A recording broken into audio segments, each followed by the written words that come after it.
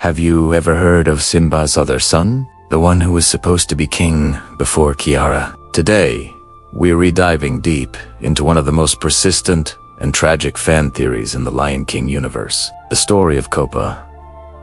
Now, if you've only seen the movies, you might be scratching your head. Who is Kopa? To find him, we have to look outside the animated films and into a series of books called The Lion King. 6 new adventures, which were released back in 1994, right after the first movie. In these books, Simba and Nala have a son, a mischievous and curious little cub named Kopa. He was the cub presented at the end of the original Lion King movie. Or was he? The filmmakers later said the cub was genderless and nicknamed Fluffy, eventually becoming Kiara for the sequel. But for fans of the books, that cub was, and always will be, Kopa.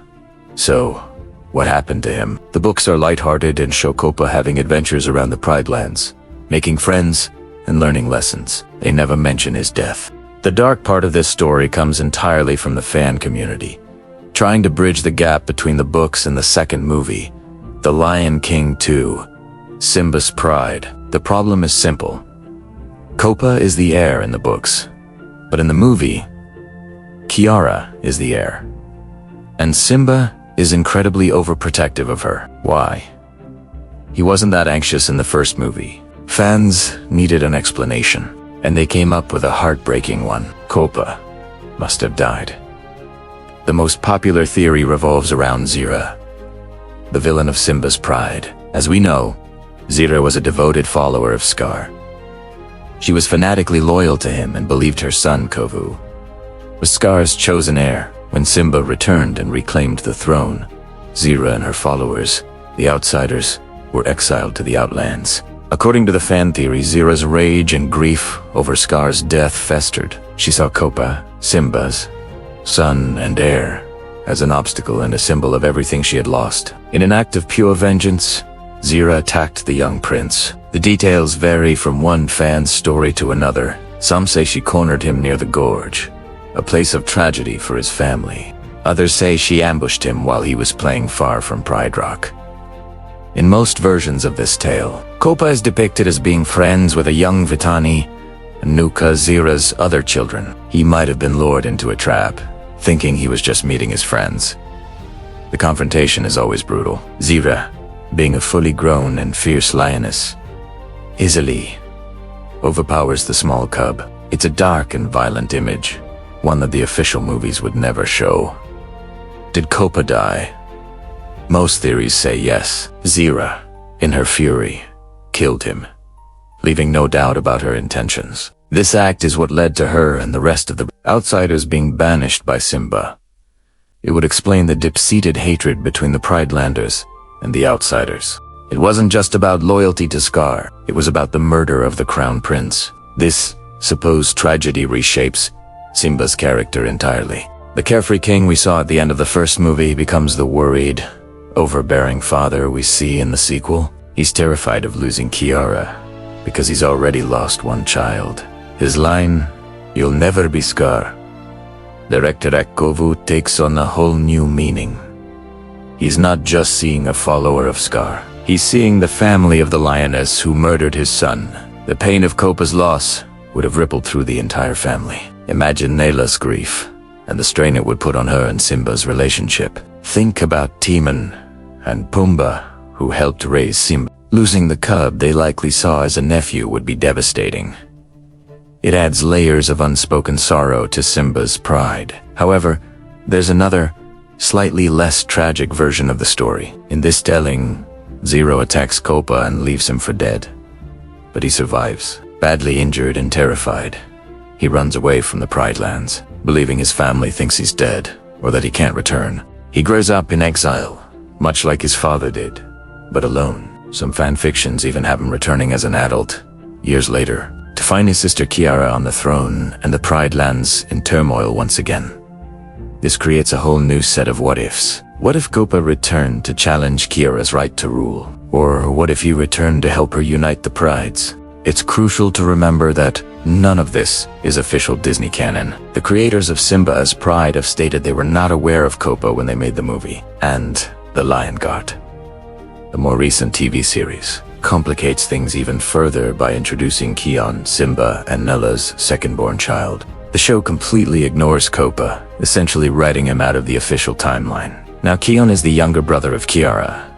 So, where does that leave Kopa? He exists in the strange limbo, a what-if character kept alive by the passion of the fans. He represents a darker, more complex version of the Lion King story that many find compelling. The idea of Simba suffering such a profound loss adds a depth to his character that Simba's Pride only hints. The Kopa theory is a testament to how much people love this world and its characters. Fans took a continuity error, a gap between the books and the movies, and wove a powerful narrative of loss, revenge, and trauma. They created a reason for Simba's fear, for Zira's banishment, and for the deep rift between the two prides. Whether you believe Kopa was tragically murdered, ran away and survived, or was simply replaced in the timeline by Kiara and Kion, his story remains one of the most fascinating pieces of Lion King lore. It shows that even decades later, the story of Pride Rock continues to grow and evolve, not just by its creators, but by the fans who carry its legacy forward. What do you think happened to Simba's lost son? Let me know your theories in the comments below. What if Simba, after reclaiming the Pride lands, found himself haunted not just by memories, but by the very shadow of his uncle, Scar? What if Scar's legacy was more than just a ruined kingdom, but a darkness that threatened to consume Simba himself? This isn't the story, you know. This is the story of a king battling an enemy within, an enemy that looks just like him. After the glorious celebration of his return, a quiet unease began to settle over Simba.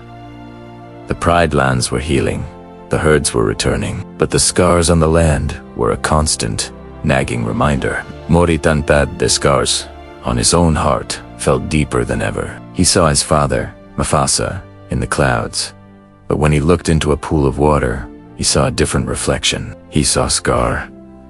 It started subtly, a flash of anger, a sharp command to a lioness that sounded less like Mufasa and more like the tyrant he'd overthrown. Nala noticed it first, the way his eyes would narrow, the impatient flick of his tail. She'd gently place a paw on his, her touch a silent question. "I'm fine," he'd insist, his voice a low growl that betrayed his words. But he wasn't fine.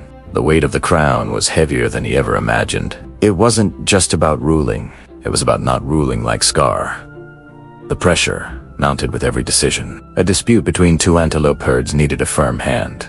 But was his firmness justice, or was it tyranny? When the hyenas, starving and desperate, pleaded from the borders of the Pride lands, a part of Emacold, practical part that sounded chillingly like Scar, whispered to let them perish. It would be easier. It would be... efficient. He recoiled from the thought, horrified. This wasn't him. This couldn't be him. Rafiki, ever the wise mystic, saw the storm brewing in Simba's soul. He found the young king one evening, staring out at the shadowy elephant graveyard. "The past can cast a long shadow, Simba," the old Mandro said, his voice gentle. Simba turned, his face a mask of turmoil. "I try to be like my father, Rafiki. I try so hard, but sometimes I feel Scar's influence, his anger, his cruelty, pulling at me. What if I'm more like him than I am like Mo?" Rafiki didn't offer a simple answer. Instead, he led Simba to the same pool where he'd first shown him Mufasa's reflection. "Look again," Rafiki urged. Simba hesitated, then peered into the water. He saw his own face, his mane now full and regal. But as he stared, the image flickered. "Esau Mufasa," his noble gaze. But then, for a terrifying second, he saw Scar's cunning sneer. "You see?" Simba whispered, his voice trembling. "He's still there." Rafiki tapped his staff on the ground. "Scar was your father's brother. His blood is in you, yes, but blood is not destiny. A shadow is only as powerful as the light you refuse to shine." He pointed his staff at Simba's chest. "The true king is not the one who is perfect. The true king is the one who fights the darkness within himself every single day. Mufasa fought his own battles.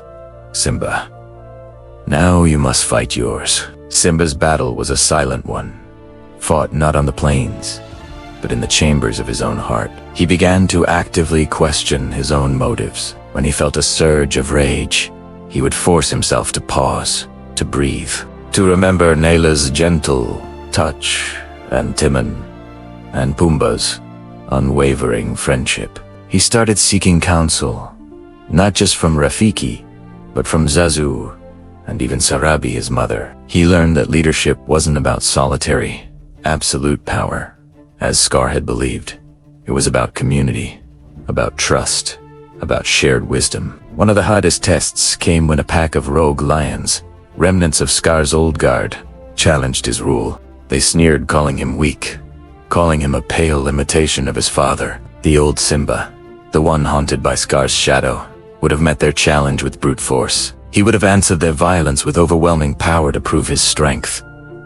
The urge was there, a roaring fire in his chest. He could feel Scar's voice egging him on, telling him to crush them, to show no mercy. But instead, Simba stood his ground, his voice calm and steady.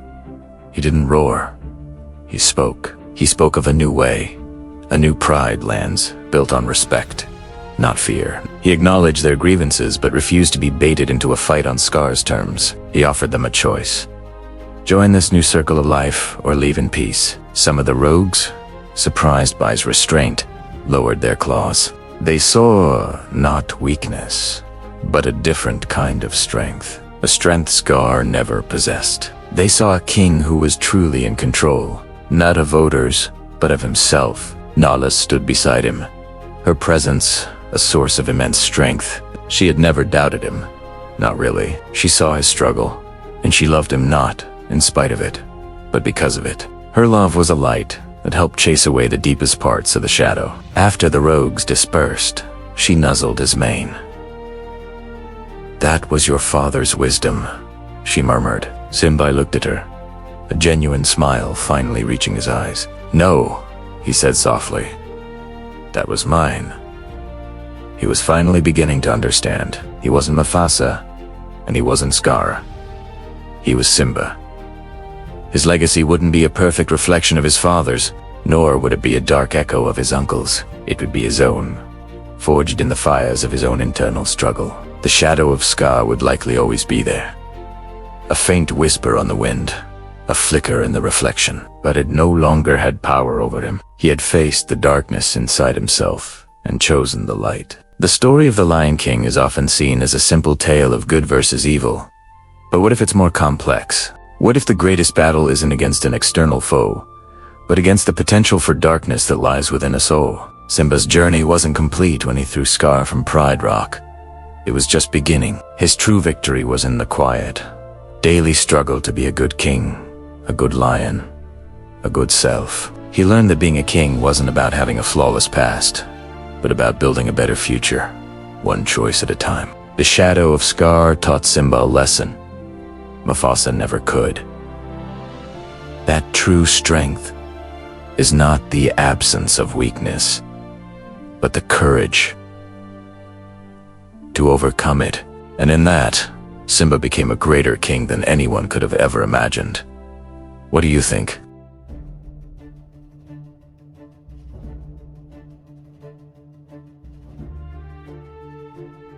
And if you enjoy exploring the hidden depths of your favorite stories, make sure to like this video and subscribe for more. Thanks for watching.